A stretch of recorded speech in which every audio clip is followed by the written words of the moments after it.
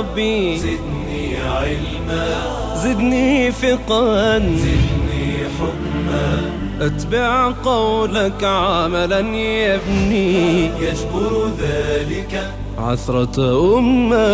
قل يا ربي زدني علما. اعوذ باللہ من الشیطان الرجیم. بسم اللہ الرحمن الرحیم. وبہ نستعین وہو خیر ناصر ومعین وصلی اللہ علی محمد وآل محمد. اما بعد، ناظرین کرام، اسلام کی فقہی تعلیمات کے ساتھ آپ کی خدمت میں حاضر ہیں. آج میراث کی بحث آپ کی خدمت میں پیش کرنی ہے. جیسے ہی کسی انسان کا انتقال ہو جاتا ہے تو اس کے جانے سے دو قسم کے معاملات پیش آتے ہیں. ایک خود اس کا اپنا سفر ہے جہاں وہ رخصت ہو رہا ہے، اور دوسرا اس کا مال، ملکیت، جائیداد وغیرہ ہے جو پیچھے والوں کے لیے وہ چھوڑ کے جا رہا ہے. اخلاقی لحاظ سے دیکھنا چاہیے تو خود اس کا سفر اس کے لیے بہت ہی زیادہ اہمیت کا حامل بھی ہے اور قابل غور و فکر بھی ہے. اخلاقی نقطہ یہاں عرض کرتے چلیں.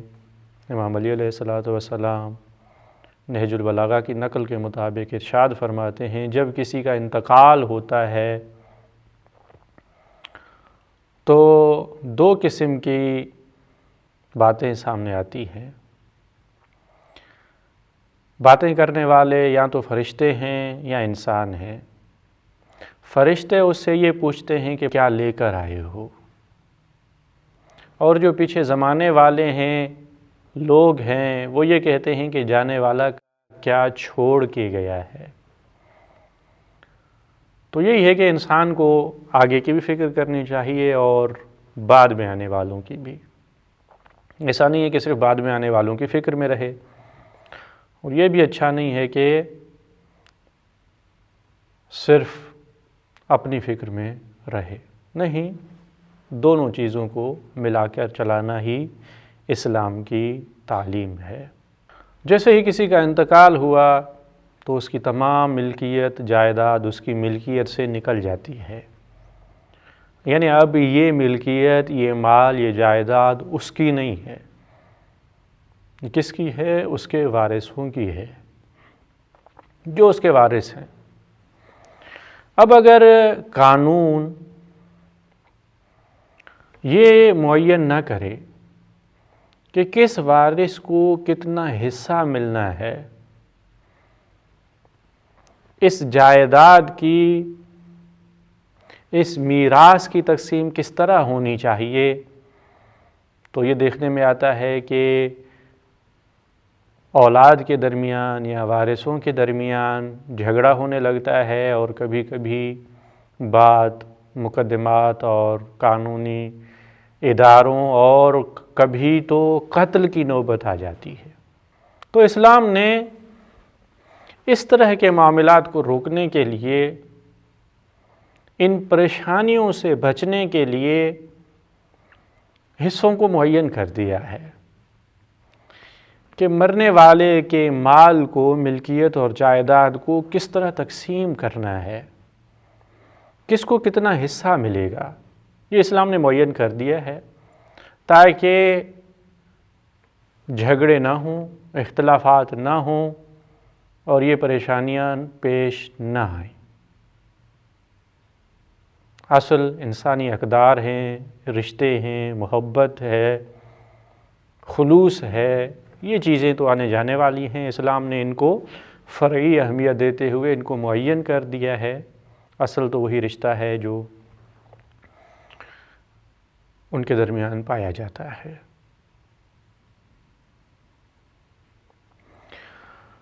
اس میراث کے حوالے سے اسلام نے وارثوں کے 3 طبقے بنائے ہیں. پہلے طبقے میں مرنے والے کی اولاد یعنی بیٹے بیٹیاں یا ان کی اولاد، نواسے پوتے وغیرہ، اور ماں باپ یہ داخل ہیں۔ یعنی اگر کسی کا انتقال ہو جاتا ہے تو اس کے وارث یہ افراد ہیں: ماں باپ، اولاد، اپنی یا اولاد کی اولاد، ان کو میراث ملے گی۔ میاں اور بیوی کے حوالے سے ہم آخر میں چل کے تفصیل دیں گے کہ میاں اور بیوی کسی طبقے میں داخل نہیں ہیں، ان کو ان کی میراث اور ان کا حصہ ان کو ملے گا۔ تو یہ پہلا طبقہ ہے، کسی کے انتقال کے بعد اس کے پہلے وارث یہی ہے۔ اگر ان میں سے کوئی بھی نہ ہو تو پھر بات دوسرے طبقے کی طرف جائے گی، یعنی پھر میراث مرنے والے کی ملکیت دوسرے طبقے والوں کو ملے گی۔ دوسرے طبقے میں اس کے اجداد،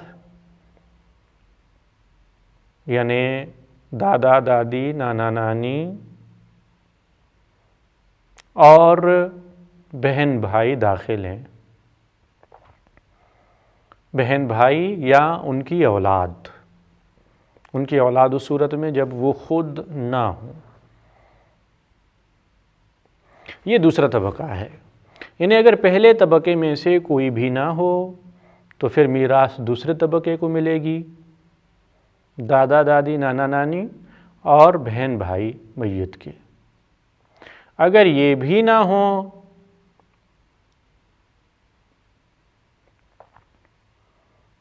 تو میراث تیسرے طبقے والوں کو ملے گی۔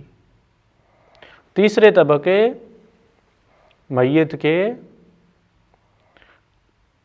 ماموں اور خالہ یا چچا اور پھوپھی وغیرہ ہیں، یہ تیسرے طبقے میں ہیں۔ یعنی اسلام نے حد بندی کر دی ہے، انتقال ہو جاتا ہے کسی کا تو اولا دوسروں سے زیادہ حقدار پہلے طبقے والے ہیں، وہ نہ ہوں تو دوسرے طبقے والے، ان میں سے بھی کوئی نہ ہو تو پھر تیسرے طبقے والے ہیں۔ رہی بات میاں بیوی کی، تو میاں بیوی کی اپنی میراث ہے، ان کا ایک حصہ معین ہے۔ اگر شوہر کا انتقال ہو جاتا ہے تو پھر یہ دیکھنا پڑے گا کہ کوئی اولاد تھی اس کی یا نہیں ہے۔ اگر شوہر کی کوئی اولاد نہیں تھی تو اس کی بیوی کو ملکیت کا چوتھا حصہ ملے گا، معین ہے۔ اور اگر شوہر کی کوئی اولاد تھی تو اس صورت میں بیوی کا 8واں حصہ ہے۔ لیکن اگر کسی بیوی کا انتقال ہو جائے تو یہ دیکھا جائے گا کہ اس کی اولاد ہے یا نہیں ہے۔ اگر نہ ہو تو شوہر کو آدھا مال ملے گا، اور اگر اولاد ہو تو اس صورت میں شوہر کو چوتھا حصہ ملے گا،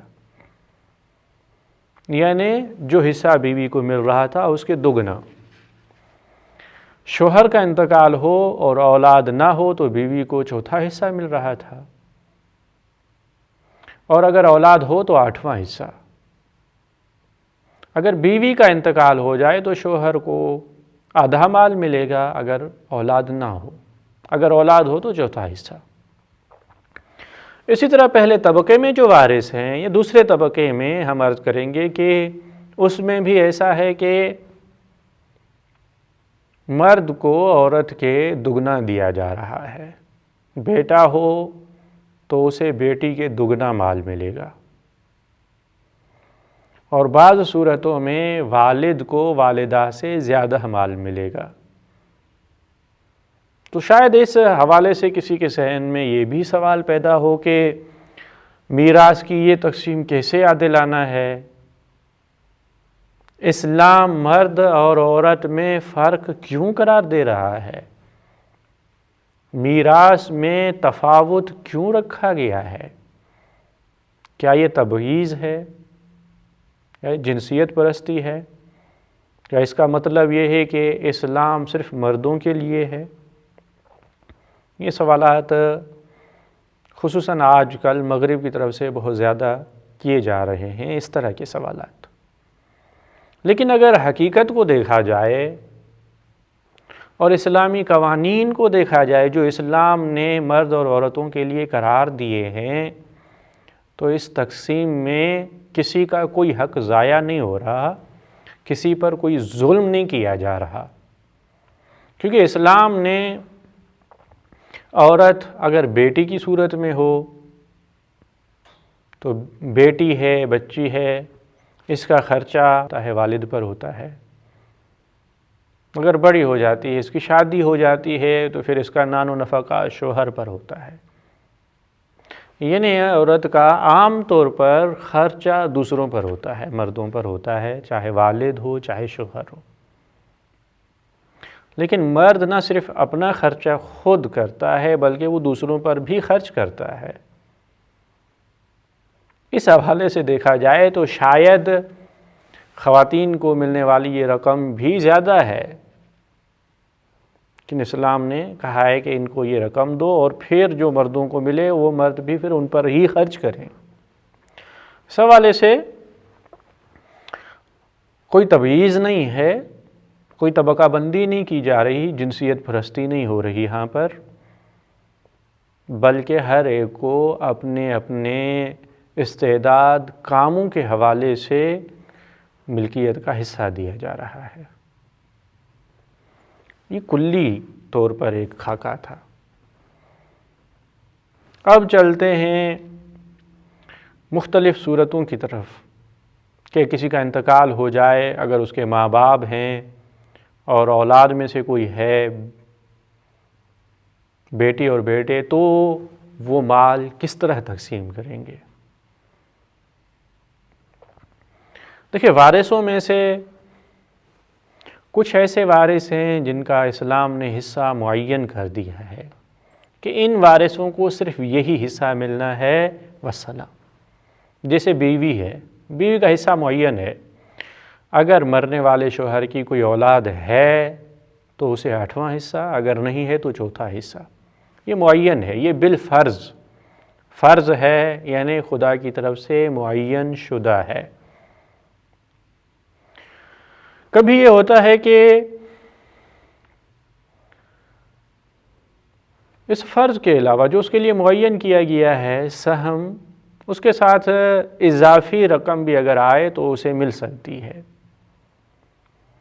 جیسے والد ہیں، والدہ ہیں، ان کا حصہ معین ہے کہ اگر مرنے والے کی اولاد ہے تو اسے 6واں حصہ ملے گا، والد کو بھی 6واں حصہ اور والدہ کو بھی۔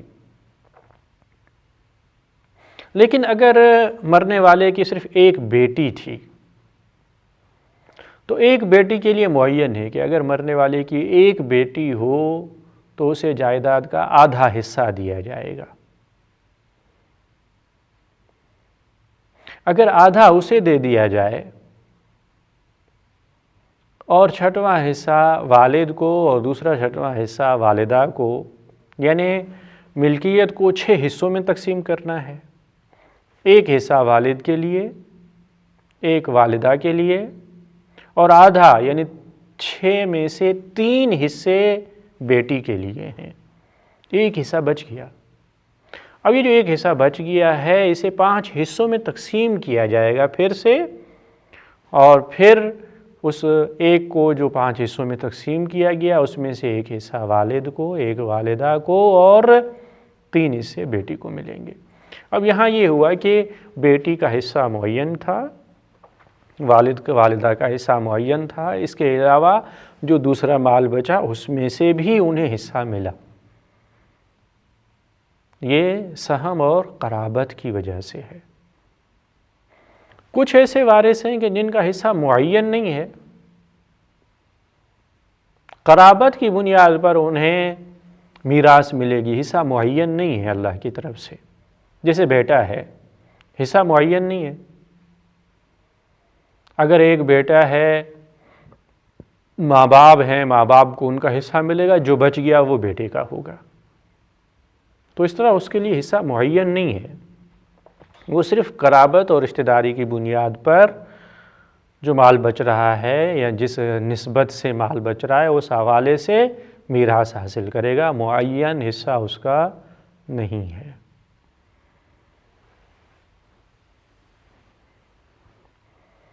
اور کبھی کوئی وارث ایسا ہوتا ہے نہ تو اس کا حصہ معین ہے، یعنی نہ سہم ہے، اور نہ ہی قرابت کی بنیاد پر اسے میراث مل رہی ہے، بلکہ کیونکہ اور کوئی رشتہ دار نہیں ہے اور کوئی وارث نہیں ہے تو حاکم شرع اس انسان کا وارث ہے۔ شرعی ہم اصطلاح استعمال کریں تو اس طرح جس کا کوئی وارث نہیں ہے تو حاکم شرع اس کا وارث ہے، تو حاکم شرع جو اس کی میراث لے گا یہ تو نہ معین طور پر بیان ہوا ہے اور نہ ہی رشتہ داری کی بنیاد پر ہے۔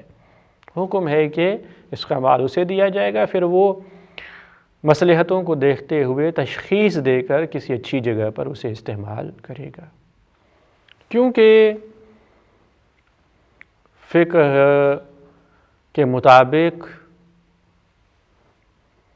وارثین کی تقسیم کے حوالے سے بہت زیادہ تفصیل پائی جاتی ہے، بہت زیادہ مسائل ہیں، تو ہم خلاصہ کرتے ہوئے پہلے ان افراد کو بیان کرتے ہیں جن کا حصہ معین ہے، اور پھر کچھ تھوڑے سے جزئی مسئلے بیان کر کے اس بحث کو یہیں پہ روک دیں گے۔ جس کو تفصیل درکار ہو، تفصیل چاہیے تو وہ تفصیلی کتابوں میں مطالعہ کر سکتا ہے۔ وہ حصے جو خدا کی طرف سے معین کیے گئے ہیں کہ ان کو یہ حصہ ملنا ہے، اگر ہم قرآن کی طرف مراجعہ کریں، روایات کی طرف مراجعہ کریں،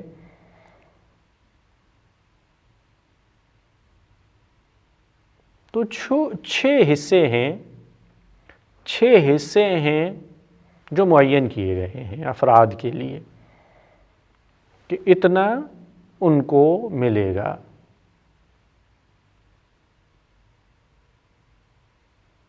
کبھی یہ کہا گیا ہے کہ مال کا، ملکیت کا آدھا حصہ ملے گا۔ کس کو ملے گا؟ اگر مرنے والے کی اولاد میں سے صرف ایک بیٹی ہو تو حصہ اس کا معین ہے، آدھا حصہ اسے ملے گا۔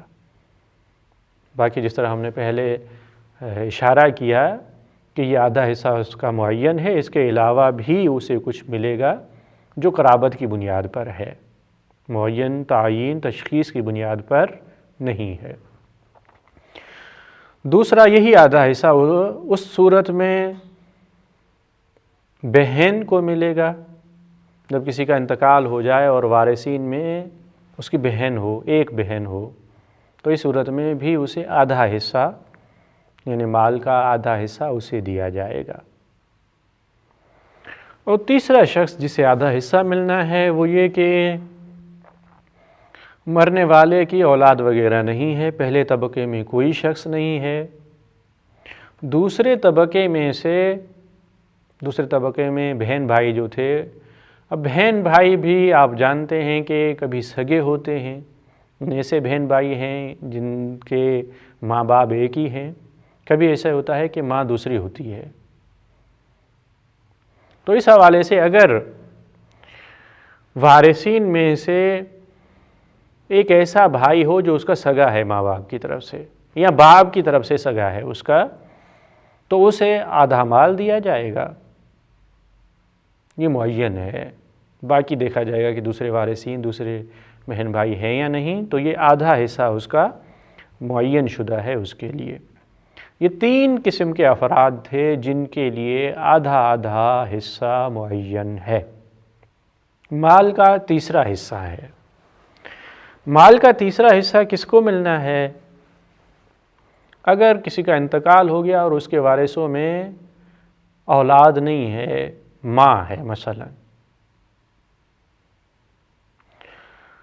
اس ماں کو مال کا تیسرا حصہ دیا جائے گا اس صورت میں کہ مرنے والے کے 2 بھائی یا 4 بہنیں نہ ہوں، اس صورت میں ماں کو تیسرا حصہ دیا جائے گا۔ یا یہی تیسرا حصہ ان بہن بھائیوں کا حصہ بنتا ہے جو بہن بھائی میت کے ماں اور باپ کی طرف سے سگے بہن بھائی نہیں تھے، صرف ماں کی طرف سے اس کے بہن بھائی ہے، یعنی مرنے والے کے وارث اس کے بہن بھائی بن رہے ہیں۔ بہن بھائیوں میں سے کچھ ایسے بہن بھائی ہیں جو اس کے سگے ہیں، ماں باپ کی طرف سے ہیں، ان کو 2 حصے ملیں گے، اور جو صرف ماں کی طرف سے ہیں اگر ایک ہے تو اسے مال کا 3 حصہ ملے گا۔ تو یہ دوسرا مورد ہے جہاں مال کا 3 حصہ دیا جا رہا ہے۔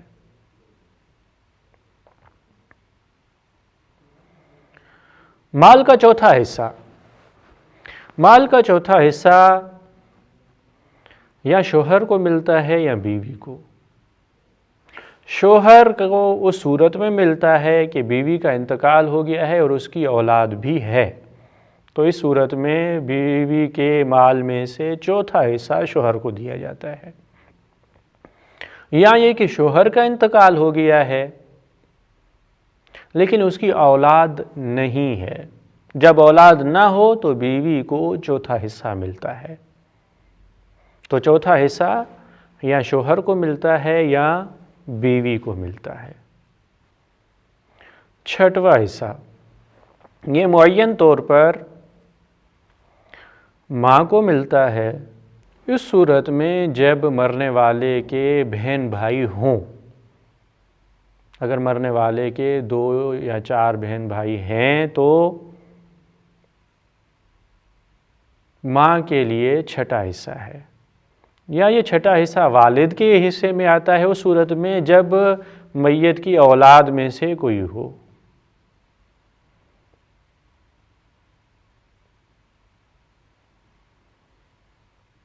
یہ چھٹا حصہ ماں کی طرف سے جو اس کے بہن بھائی ہوں، اگر ان میں سے ایک ہو تو اسے چھٹا حصہ ملتا ہے۔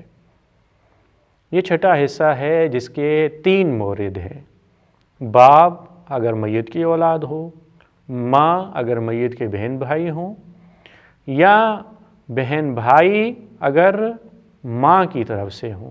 ان میں سے اگر کوئی ایک ہو تو اسے چھٹا حصہ ملتا ہے۔ 8واں حصہ معین طور پر بیوی کے لیے ہے جب شوہر کی کوئی اولاد ہو۔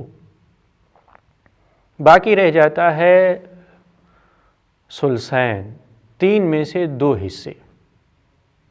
یہ 3 میں سے 2 حصے یا 2 بیٹیوں کو ملتے ہیں، یعنی اگر کسی کا انتقال ہو گیا ہے اور اس کے وارثین میں سے 2 یا اس سے زیادہ بیٹیاں ہیں تو انہیں 2 حصے ملتے ہیں 3 میں سے۔ یا 2 بہنوں کو ملتا ہے اگر اس کی بہنیں ہوں 2 سے زیادہ، یا یہ کہ 2 بہنیں باپ کی طرف سے ہوں۔ اگر مرنے والے کے وارثوں میں سے 2 بہنیں ہوں باپ کی طرف سے، اس صورت میں کہ ماں باپ کی طرف سے کوئی بہن بھائی نہیں ہے تو انہیں 3 میں سے 2 حصے ملیں گے۔ یہ وہ حصے تھے جو معین کیے گئے ہیں شریعت میں۔ اس کے علاوہ بتایا گیا ہے کہ اگر پہلے طبقے میں اولاد ہوں تو ہر بیٹے کو بیٹی کے دگنا دیا جائے گا۔ اس کی پھر مختلف صورتیں ہیں۔ اگر فرض کرتے ہیں کسی کا انتقال ہو گیا اور اس کے وارثوں میں سے ایک والد ہے، والدہ ہے اور ایک بیٹا ہے، اس صورت میں والد کے لیے حصہ معین ہے چھٹا، والدہ کو بھی چھٹا حصہ ملے گا، بیٹے کو باقی 4 حصے ملیں گے۔ اور اگر ایک بیٹی ہو تو اس کے حوالے سے ہم پہلے کہہ چکے ہیں، چھٹا حصہ والد کو، چھٹا والدہ کو، آدھا یعنی 3 حصے بیٹی کے لیے، اور پھر ایک حصے کو دوبارہ 5 حصوں میں تقسیم کیا جائے گا۔ اس کی مختلف صورتیں ہو سکتی ہیں جس کی ہم تفصیل میں نہیں جاتے۔ یہ کلی طور پر میراث کے احکام تھے کہ کس طرح تقسیم کرنی ہے۔